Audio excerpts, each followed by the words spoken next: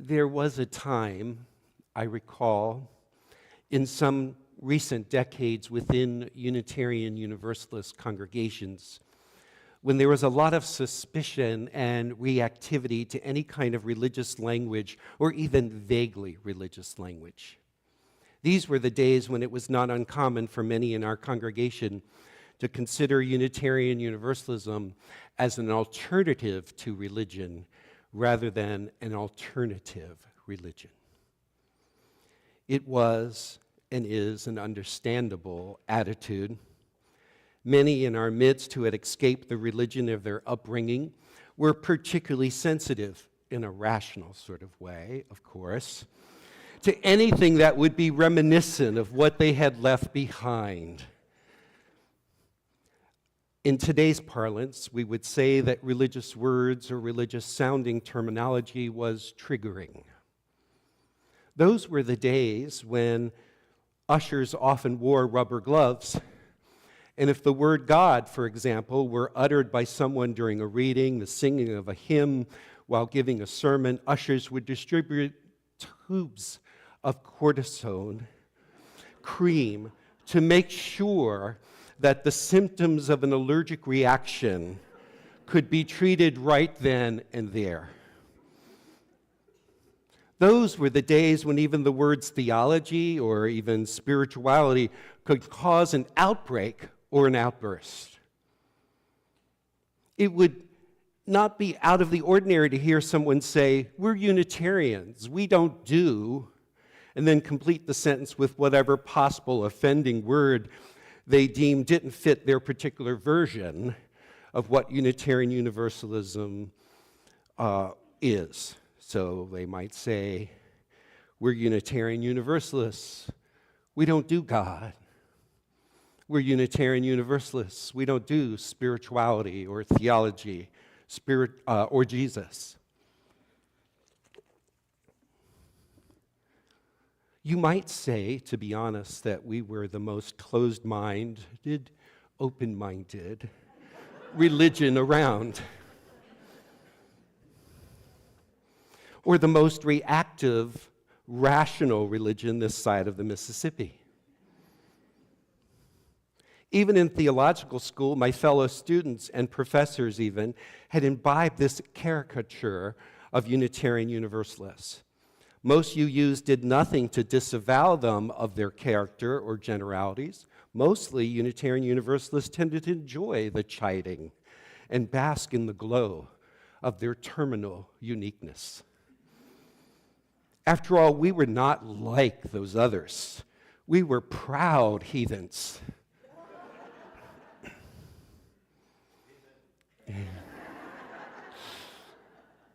We are still proud heathens.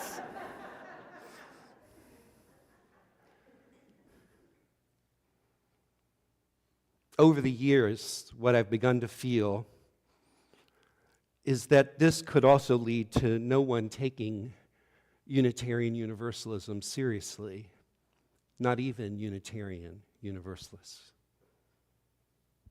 Over time, I've come to see that we do a disservice to the whole tree of who we are as a denomination, as a religious movement, including all the various contemporary branches of Unitarian Universalism, as well as the roots of our religious and historical heritages, if we imagine that everyone is or should be hanging out on our particular branch or perspective that we have found so much comfort in. Do you get what I'm saying here? Some of you know that I take a homeopathic approach to treating our allergic reactions to some religious terms. In other words, I apply those words in small doses so that we can actually begin to observe our reactions rather than just be our reactions.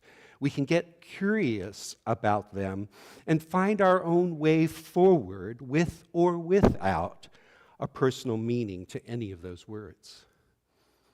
If we are, and I believe we must, partner with various religious traditions to respond to some very real threats to human well-being, human dignity, and human safety that we're experiencing, not in the abstract, but in the real here and now, then I think we need to confront some of what has been our tendencies to be pre-offended if someone uses a word or imagery or their religious terminology to ground their own social action and compassionate service in this world.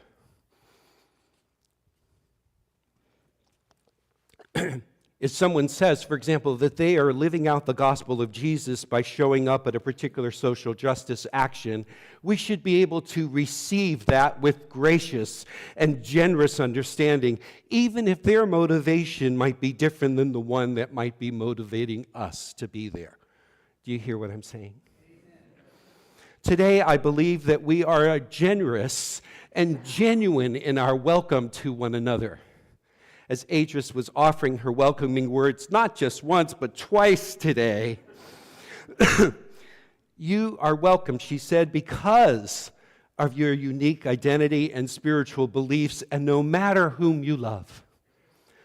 We cannot hear these words of welcome and take them for granted in a world in which places of generous and genuine welcome are so sorely needed, desired, and longed for in ways that we could not even have imagined a few weeks ago. You are welcome because of your unique identity and spiritual beliefs, and no matter whom you love. There was a distinct note in your welcoming words, Adris. I don't know how intentional that was, but they landed for me in a particular way. It was not, you are welcome in spite of your spiritual beliefs. No. There was a generosity in the words that you offered. You are welcome because of your unique identity and spiritual beliefs. There is also a courage in your welcoming words. It implies that we are creating together by our presence a sanctuary that can hold different identities, that can engage with different spiritual beliefs. This is aligned with our roots and our aspirations as a Unitarian Universalist community, since core to the kind of spaces that we are creating is informed by that resounding adage from our religious ancestors: we need not think alike to love alike. Sure, the majority within our congregation may consider themselves humanists, yet even within that group there is more variety than we might know on the surface of our conversations. Even those of us whose personal faith is also informed by one of our sources of our living tradition, the Earth-centered tradition, Buddhism, Christian, Jewish traditions, we often speak with a humanist accent, focusing on what we can do to develop our own potential and the potential of all of those within the social systems that too often are oppressed and suppressed, who too often find that their humanity and their worthiness and their spirit are oppressed and suppressed. Fortunately, in the roles that I have been able, that I have had, I've been able to hear the personal stories of others, to learn of their doubts and their faith, learn about their yearnings and their most significant spiritual experience.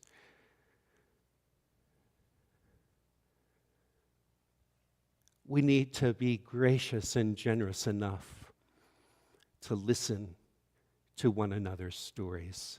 And I think we do a good job of that here.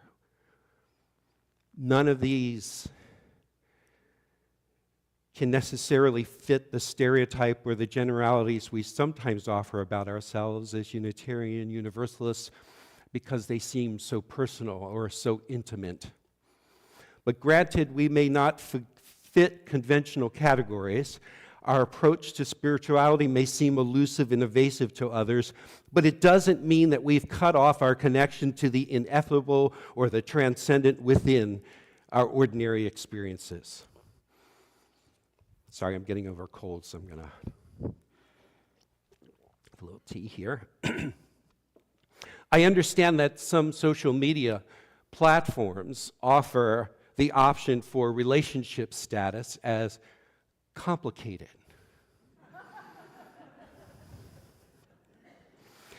So maybe that's our starter phrase. When asked about our spirituality or our spiritualities as Unitarian Universalists, we just say, it's complicated. And then we continue. And we go from there, rather than hide out with some familiar trope that doesn't invite in the meaningful conversations that can and do happen between us. I've heard these conversations, but it does not mean that we practice, but it does mean that we practice lingering within these conversations more, that we won't, just don't accept at face value what might underlie even someone's adamant disavowal of anything that sounds spiritual. In the past, during our hyper-allergic period, I wondered whether Unitarian Universalists repressed the sublime and thus cut themselves off from the intricate and vast fullness of our humanity and the wonder and awe of our universe that is so tangible, so ready to be received if we but have the windows of perception to receive them. While reading the recent book by Richard Higgins on Henry David Thoreau's spiritual life, I had some insights about our own complicated spiritual life, because Thoreau's spiritual life was complicated as well, since it did not fall into the categories of his time, or it wasn't clean enough for the categories for clear enough categories for other scholars who've recognized it in the past for what it really was. As Richard Higgins states in his book, Thoreau's God, Henry David Thoreau's religion is first and foremost a riddle. He railed mercilessly at organized religion. By this, Higgins means especially the Calvinism of his upbringing, not just because he found their theology limiting, but also Thoreau felt that many of the congregations, even in his home state of Massachusetts, were too complicit with the slave economy of his time and the industry of war, and too complicit with suppressing the rights of women, suppressing the rights of those who were less fortunate to receive education. Higgins elaborates on Thoreau's complicated spiritual life by stating that together with his defiant religious pluralism, now some of you may know this, Thoreau drew from both Western and Eastern scriptures, nature mysticism and reluctance to utter his innermost religious feelings have contributed to a consensus that he was spiritual in some vague, eclectic way, grounded entirely in the natural world and unmoored from common understandings of religion. I believe that many contemporary Unitarian Universalists would find some resonances with Thoreau's complicated spirituality in ways that allow us to own our own, even though it does not fit as neatly into conventional categories. I don't think I'm just speaking for myself when I find so many resonances with Thoreau's sentiments. Although if you look at my copy of the book, Thoreau's God, I've underlined so many lines in the book that at one point I wondered why I was underlining at all. Have you ever done that? So let me share a few of the passages and let you decide for yourself what resonates for you. Higgins writes, "What makes Thoreau's religious, even more in my view, are certain attitudes or habits of mind and heart he possessed. Those of reverence, devotion, aspiration to a higher life, disciplined attention, awe, gratitude, and subordination to something larger than himself. In essence, Thoreau's whole life was a prayer. So can you imagine those qualities and living and embodying those qualities in one's everyday interactions and engagement with nature and others? And therefore, Higgins declares that's his spirituality, a kind of a spirituality on wheels that was not constrained to just one place, but was cultivated in him through each of these interactions and encounters he had with the world. Thoreau's whole life was a prayer. In Thoreau's own words, he wrote, "I would fain improve every opportunity to wonder and worship as a sunflower welcomes the light. The more thrilling, wonderful, divine objects I behold in the day, the more expanded and immortal I become." In other words, it was his direct experiences of the wonder and awe in nature that cultivated in him a sense of inner reverence akin to prayer. Thoreau would find, as Higgins points out, kinship with this declaration by Abraham Joshua Heschel, who wrote, "To pray is to take notice of the wonder, to regain a sense of the mystery that animates all beings, the divine margin in all attainments. Prayer is our humble answer to the inconceivable surprise of living."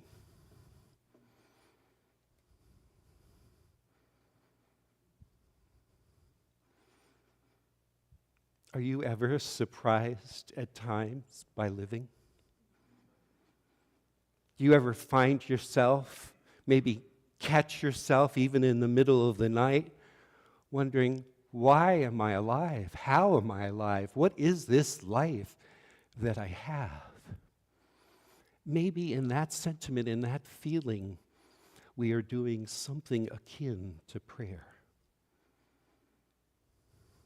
Higgins points out that Thoreau was particularly harsh about the organized religion of his time because of its sectarianism, its emphasis on sin and the need for redemption, its disconnection from nature, and its focus on a revelation 2,000 years ago rather than today.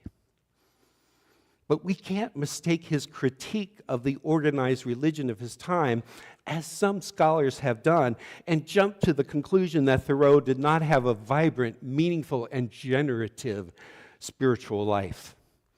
His spirituality, and I might add our spiritualities, justify some of the commonplace categories that we usually associate with spirituality, so that it might go unrecognized even by ourselves. It's complicated, right? We are more accustomed in our time to recognize that even if someone does not use religious language to interpret their experiences, or even actually disparages religious language, it doesn't necessarily mean that they are devoid of spiritual experiences. The democratic socialist and author Barbara Ehrenreich, the author of Nickeled and Dimed, is a good example of this. In her memoir, Living with a Wild God, she shares a lot of her deeply spiritual experiences. Sam Harris, the author of Waking Up, A Guide to Spirituality Without Religion, is another person who points to the spiritual experience without feeling encumbered by some of what we might consider conventional religious language. Higgins further consolidates his research into Thoreau's writing, particularly in Thoreau's journals, this summary of Thoreau's complicated spirituality. Thoreau's religious experience was rooted in direct, unmediated perception, in seeing the holy in the ordinary.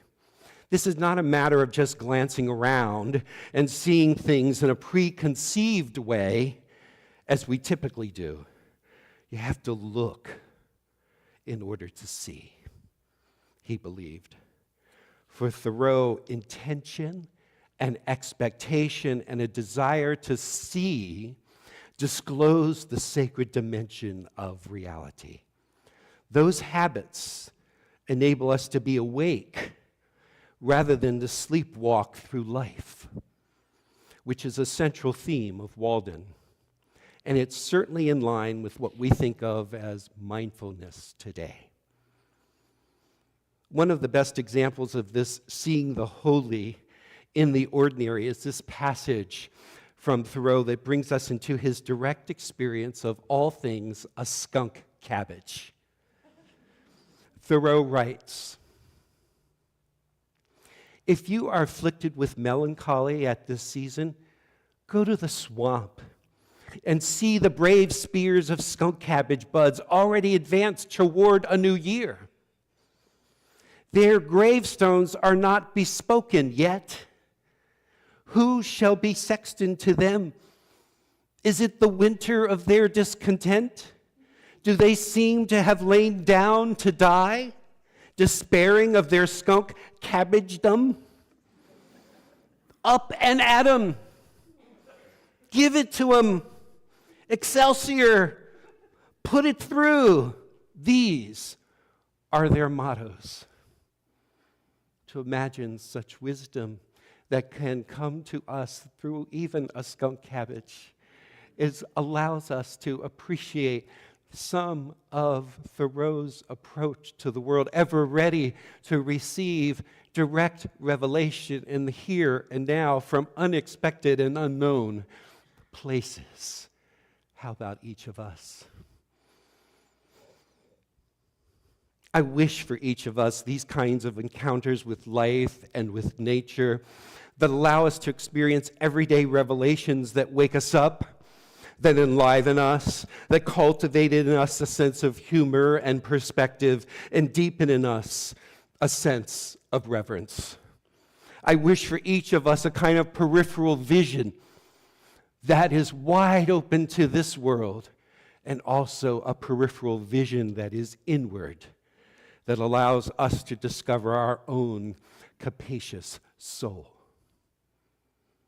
Thoreau honed this perception through journal writing, through practices like journal writing and contemplation, moral introspection, and reading the natural world as a second scripture. Each of us will find our own practices that may seem less subjective or introspective. Of course, Thoreau defies categorization once again, since he, like most of the transcendentalist Unitarians and religious liberals in his circle, tended to combine social action and political engagement with a mystical interior, a search for truth, and an emphasis on self-expression. In other words, spiritual sensibility and social justice were not separate and distinct categories, but interrelated domains for Thoreau. Even though much has been made about the fact that he wasn't truly a hermit when he hung out at Walden Pond, that really wasn't the point. Walden was an intentional immersion experience for him that grounded him in a worldly transcendentalism that expanded his awareness of the present moment, not only in the sense of knowing more of the world around him, but of building his capacity to enter the world more fully. I wish the same for each of us.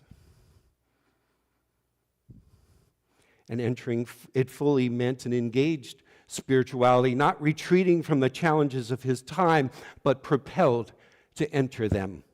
Perhaps enlivened by an awareness and a conviction that did not allow him to succumb too easily to the dominant culture of his time. Most of us don't know that he held a meeting outside of his cabin during the time he was at Walden with 40 abolitionists planning and strategizing on various approaches they could take to abolition. His was not a religion of the soul alone, but a religion that also cared for the soul of America as well. His treatise on civil disobedience was written while he was at his cabin at Walden Pond. That treatise went on to inspire many social prophets and activists, such as Gandhi and Martin Luther King Jr.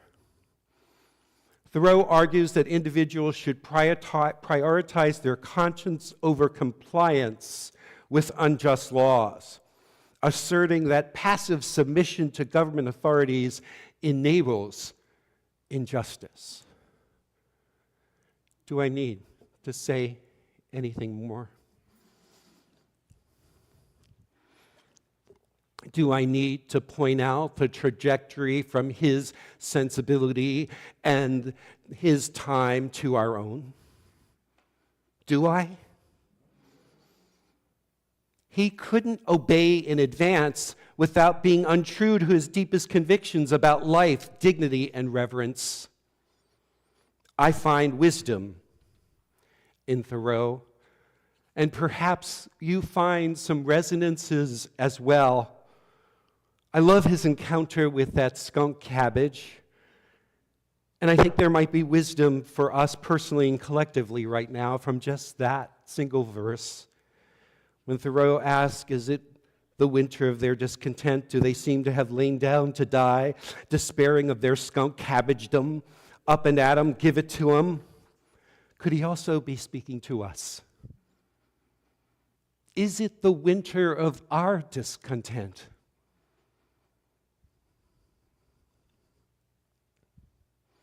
Do we seem to have laid down to die, despairing?